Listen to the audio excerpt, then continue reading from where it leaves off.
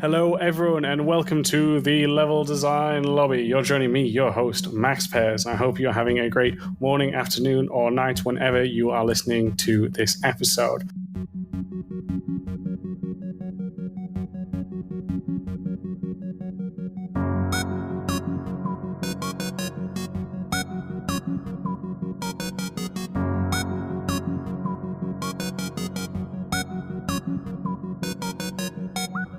But it's not just me that we're going to be listening to and providing that smooth jazz to your ears. No, I'm joined by the lovely Andrei from HyperCasual Games. Thank you for joining me, my friend.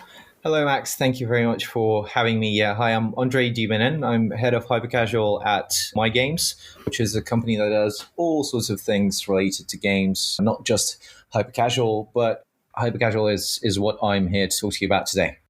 Awesome, mate. And thank you again for coming on and joining us to explain this. So for anyone who may not be aware of your journey into the games industry, do you mind giving an introduction on who you are and how you got involved in video games?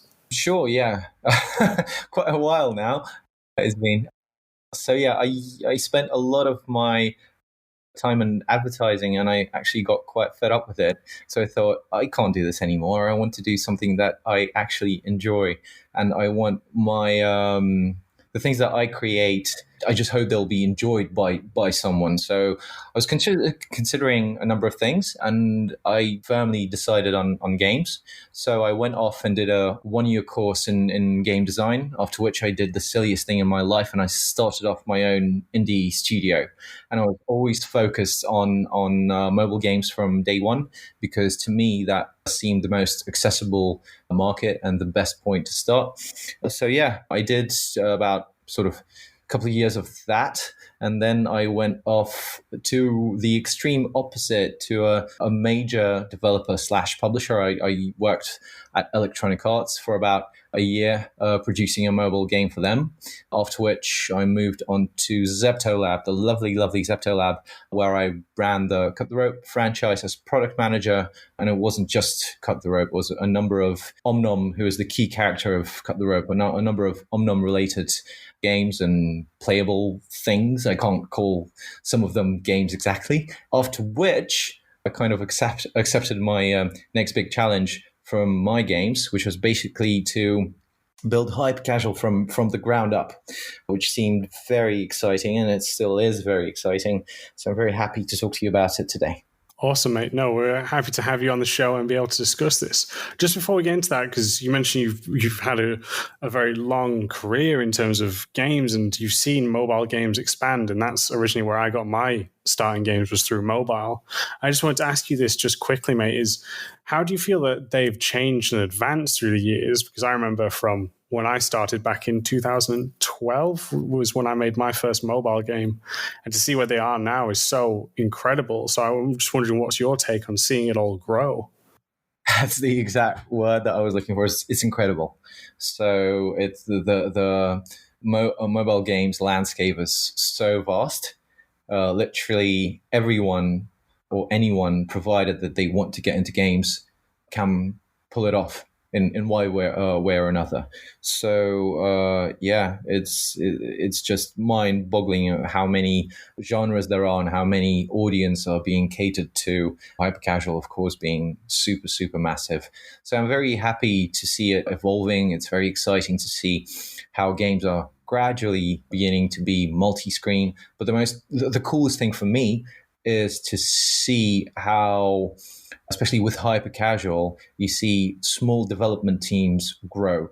They kind of decide that they want to take their next adventure. They might have been pursuing a career at a great studio, and at some point, they just want to try and see if they can build something for themselves.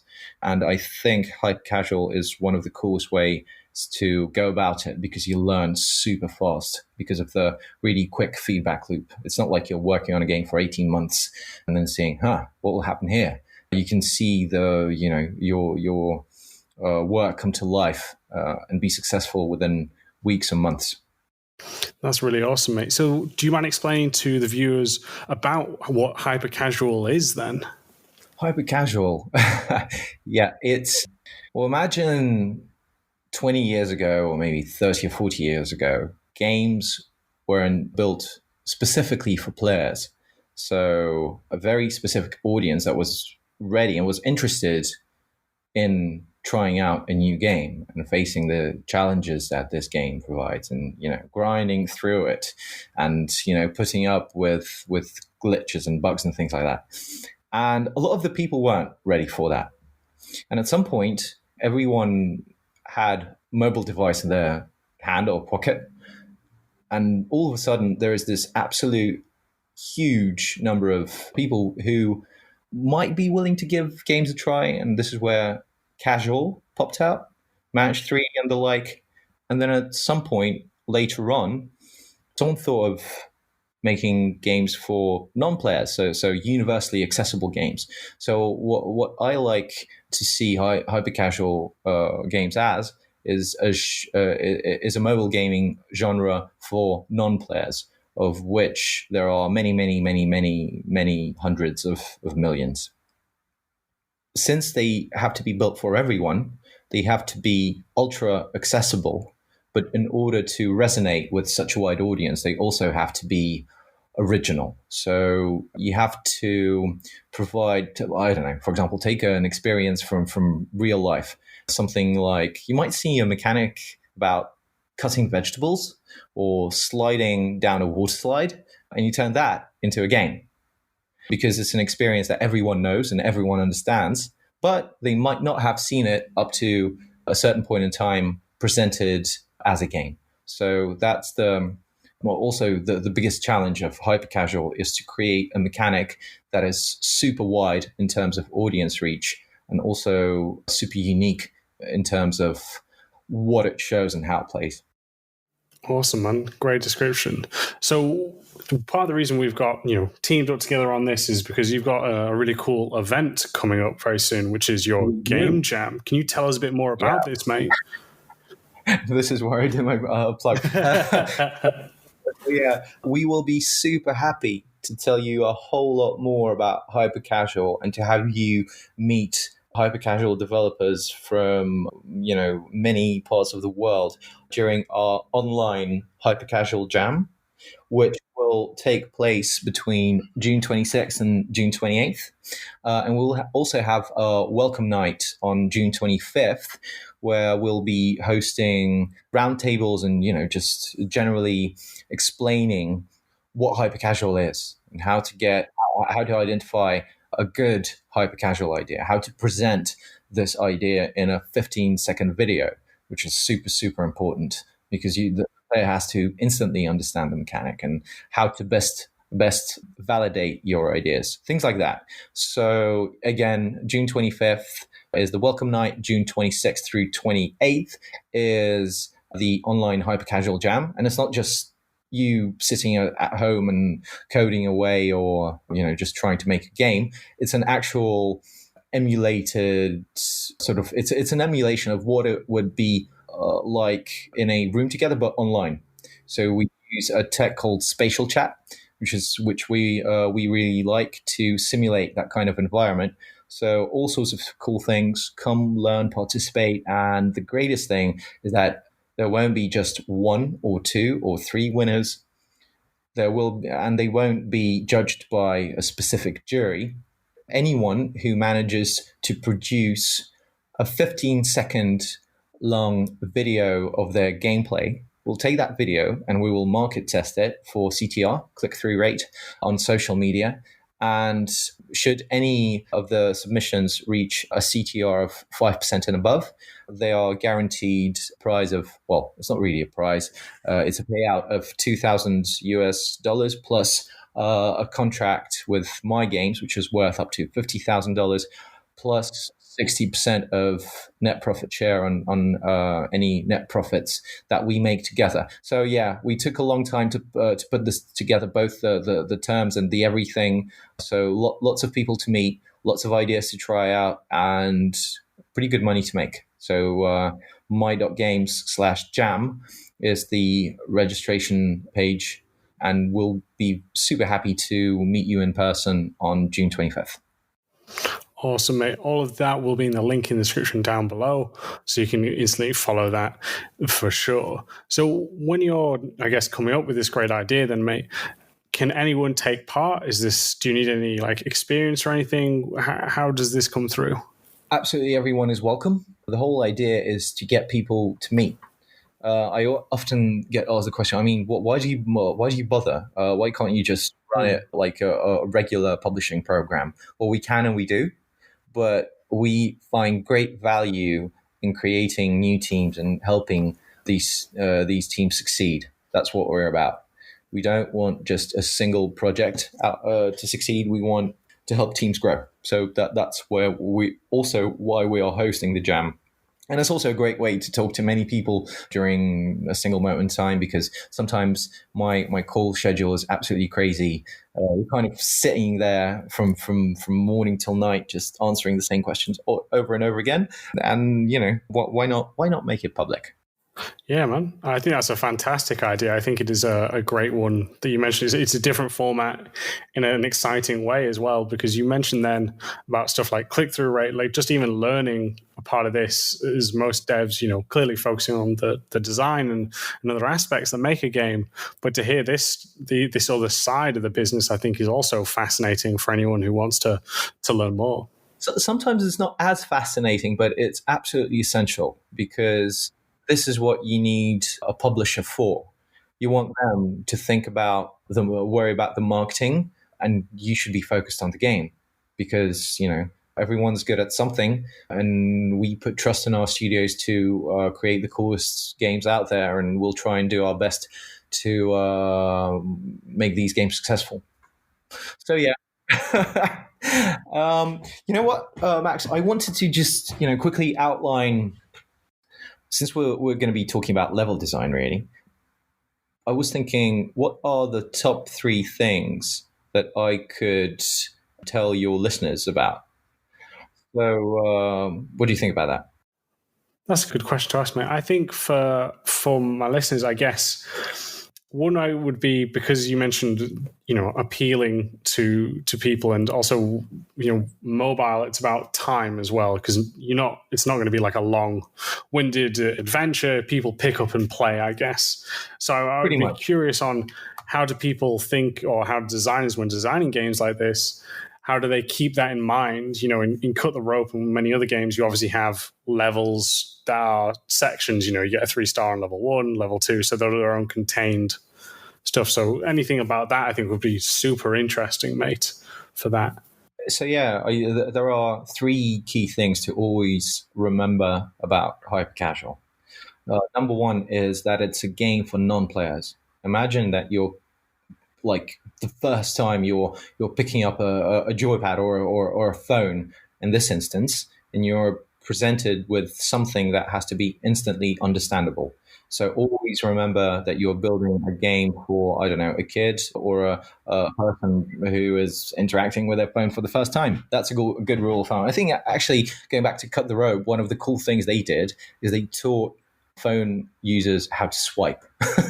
That really super intuitive interaction was one of their keys to success. So non-players is number 1. Number 2 is positive affirmation. You always have to sort of guide your players. You have to show them really visually satisfying experiences. And the most important thing to consider is their peak feelings at the end of a play session. You always have to sort of build up to that moment. And the third thing is that it has to be beautifully watchable.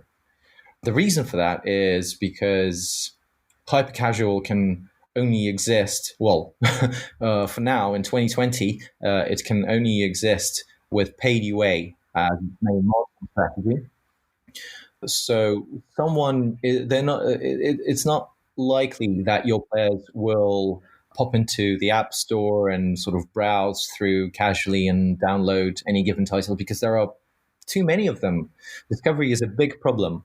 What is more likely to happen is that they will be scrolling through Instagram or playing another mobile game and seeing an ad for your game. And basically you have 15 seconds, or actually 5 seconds, for them to click on the ad and to download the game. And in terms of level design, you can always help by just, creating the most gorgeous level you can. That the levels that make the gameplay shine.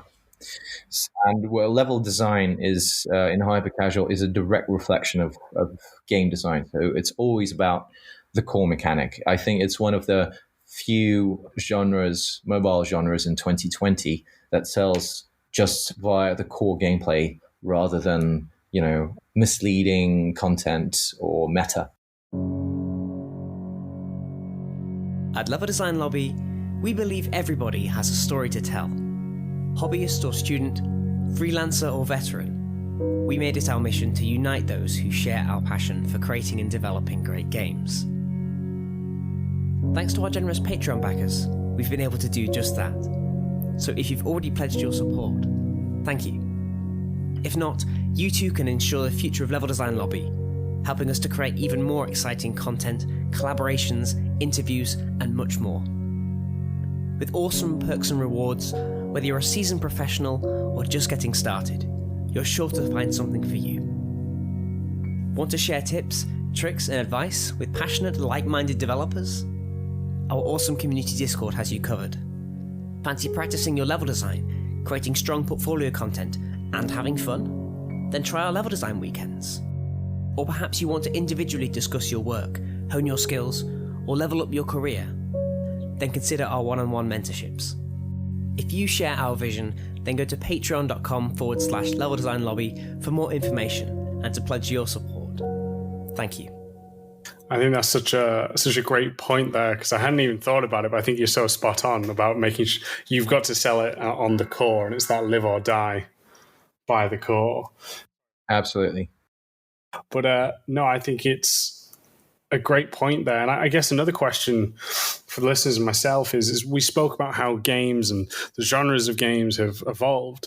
I guess I'm wondering, have you seen any trends that have come up over the years that have come and gone in terms of not only level design, but design overall for hyper-casual games?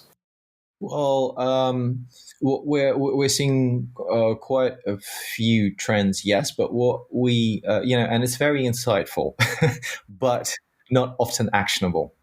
So what we try and do is we try and turn those insights into actionables, something that you can take and use in every single game, in every single hyper-casual game that you build. And I think we've got about, 5 to 10 of those. Do you want to run through? Because yeah, please do. I think I have them tattooed in the back of my brain by now. Good place to have them, just already. So when we're working with an audience that's not used to playing games, an important thing is to not punish someone. Just make the levels punitive, because you want them to engage. You don't want them to get scared and run away.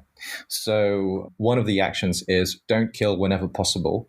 But if you do, make it in the most fun way possible. For example, via huge leap. Like imagine you're playing a platformer and you're doing a super sort of speed run, and you've learned all of the bits of the level. And you need to get to the very sort of edge of a platform and then make a huge leap to get onto the other side. And if you want to kill someone there, all right, okay, because at least it was fun and visually beautiful. Otherwise, just don't make it punitive. So another thing is try and imagine that you're guiding someone. You're not trying to, again, kill them. You want to guide them through your level. So you have to leverage everything in your hands to tell the player what their goals are and how to best reach them. So with super awesome level design, you can do this with the layout. But before you get to the actual layout of the level, there are the universal things such as UI that should display your goals and your progression super clearly. The most obvious thing being progress bars. So if you just have one supermassive progress bar that tells you that, hey, you're 60% of the way there, it's way more informative than, any things along the way in the actual level. So the level should, just be devoted to presenting mechanics in the best possible way, but your progression you want to keep very, very clear, preferably at the top of the screen as a horizontal progress bar at all times. In terms of the next point might be make these levels what some call snackable. So like 30 seconds, 40 seconds. Imagine you're like playing 3 or 4 levels per bus stop, because this is where oftentimes you'll see players playing the games on the bus or the tube or whatever. And of course, you have to realize that hyper-casual games are 99% ad-driven. And there are 2 reasons to keeping the levels short and snackable. First of all, your players won't have the time to sit down and play for tens of minutes or maybe an hour or so. They'll just basically have a couple of spare minutes, and you want to give them a feeling of progression during those 2 or 3 minutes. And you also want to show some ads so you can make some money back. Then there's always visual progression is a big thing, super important. So when you're playing on a phone, it's super easy to get distracted by push notes and social media and messages and everything. You just want your player to be focused, and you can think of the easiest things you can use to show visual progression, like change level background colors, super simple thing. Break down levels into small packs. So 3, 4, 5 levels per pack, something not, if you take a look at older games, they usually have 15 or so levels per pack. Not quite as digestible, because you can't do it in one go. Then it makes great sense also to reuse mechanics with a reskin. You can have the same kind of obstacle, but maybe reskin to look a little different, because it just saves you time while also giving the players new content. What else? Turbo boosters, huge thing.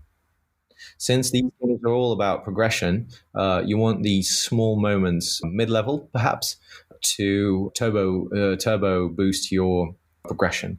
One of the super classic examples is Helix Jump, where you pick up a boost that lets you, and I don't know if many are familiar with Helix Jump, but it's a falling mechanic where you're a ball and you're trying to make your way downwards through a number of platforms, and there are specific platforms that you can and can't land on, and if you land on the one that breaks, you go 1 level down. Sometimes you can pick up a booster and go through multiple platforms in 2 or 3 seconds, and it looks like your ball's on fire. So it makes the player feel good, and that's something you can use again in almost any arcadey hyper-casual game.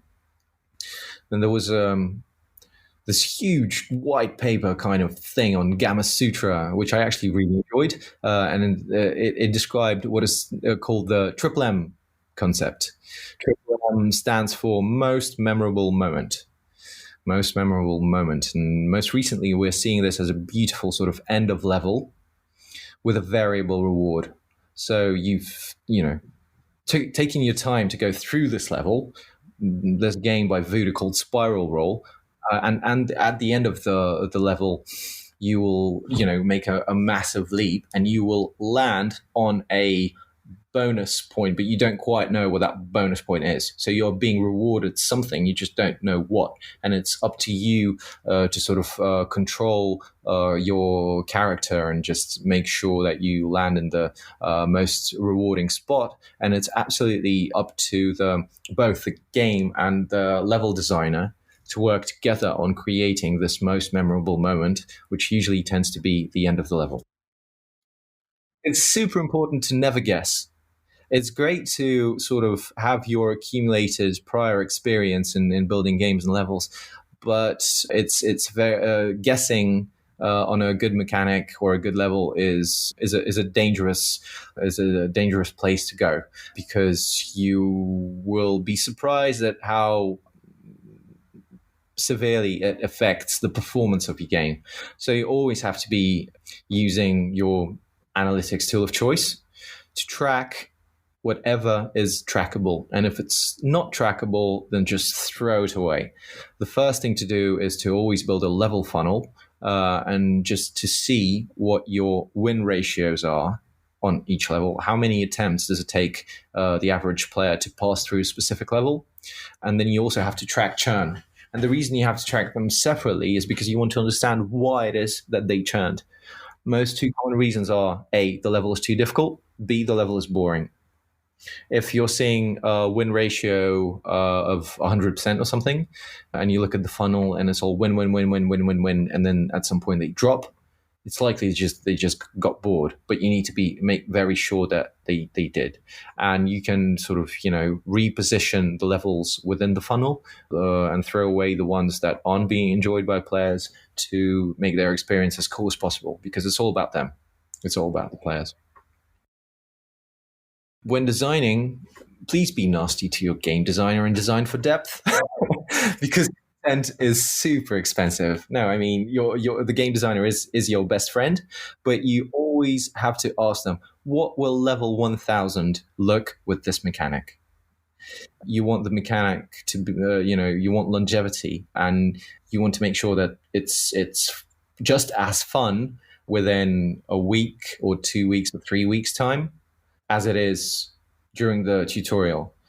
For example, if you take a game that appears super simple, like Aquapark.io, you can see that there are some basic mechanics in that game. You can slide, you can dodge an obstacle, you can catch a sort of a speeder boost thingy, you can jump off of the slide, you can kick an opponent, you can do a super massive jump. All of these things can and will be reused and can be deeper and more interesting on level 1000, but they're also quite easy to display and to explain on level 1. And as you get to level 1000, you want to make sure, well, it's usually more like level 100 or 150.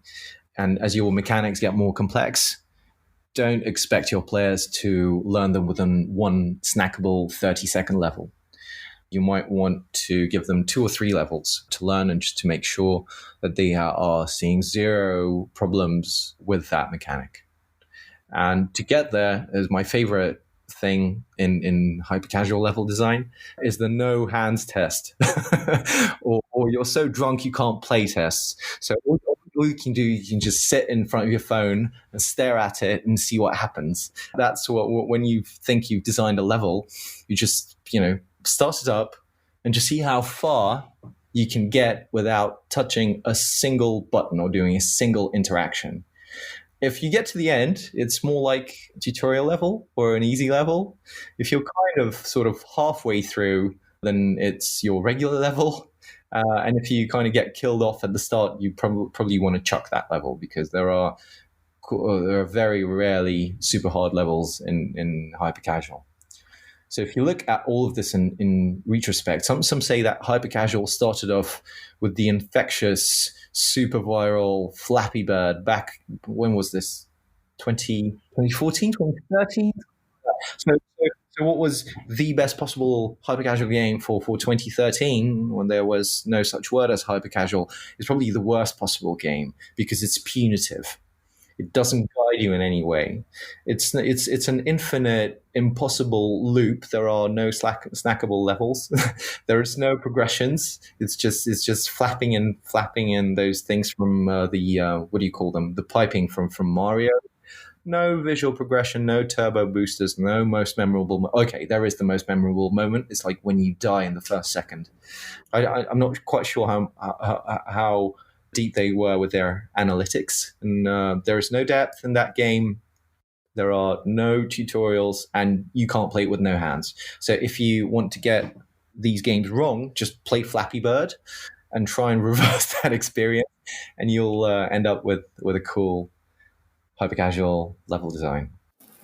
I was going to ask then, mate, because Flappy Bird was also like an extremely popular game, and we're talking about how things have changed. Do you feel that now, if a game, like you said, if you were to just make a similar game like that now, do you feel it wouldn't be as engaging for the player? Well, the thing is, the players have grown. It's been 7 years since Flappy Bird, and they've gotten much more used to playing. So there are all kinds of sort of subcategories of hyper casual audience, and so some are ready for deeper mechanics, but still as approachable. And Archero would be a beautiful example. It's what is being now called hybrid casual, which is a complicated way of saying super approachable mechanics with super deep meta. It's just awesome to hear like all that, because you just had some great examples, and it's again just also fascinating because there's so many different, there's overlaps with everything in terms of like design, level design, game design, no matter what genre you're making. But just to hear you talk about more specifics was fantastic. Now we are going to have to sadly wrap up. I apologize to everyone who's listening. This fault is my own with a busy schedule, but thank you, man, for coming on. I really appreciate getting this set up and your time coming onto the show. It's been great. Thank you very much, Max, for having me. And to all of you out there, we'll be super happy to tell you to see you at the HyperCasual Jam on June 25th, and to tell you a whole lot more about HyperCasual should you so wish. And the best way to get there is just to type in my.games/jam and register, and we will see you there. Awesome. Like I said, everyone, that will be in the link in the description down below. Do go check it out. I think it's a great opportunity for anyone, and I think it's really important to get involved, especially in these strange times where we don't necessarily get to meet up face to face. So to do an event like this, I think is super important for anyone who wants to try their hand at design in any aspect. I think this is a great opportunity. So thank you again, mate. If anyone wants to actually reach out to you, is there a way for them to get hold of you, mate? Yep, it's super simple. You can always get in touch directly on Skype. For example, it's my Skype ID is Andrei Dubinin. It's ANDREIDUBININ. Just ping me, and I'll tell you what whenever we can find a good time to speak in person. Awesome. All right, everyone. So for those of you who would like to get in contact with me, you can do so on Twitter at MaxPairs, or if you want to email into the show with any questions, please feel free to do so at leveldesignlobby@gmail.com. And thank you all very much, and we'll catch you all next time.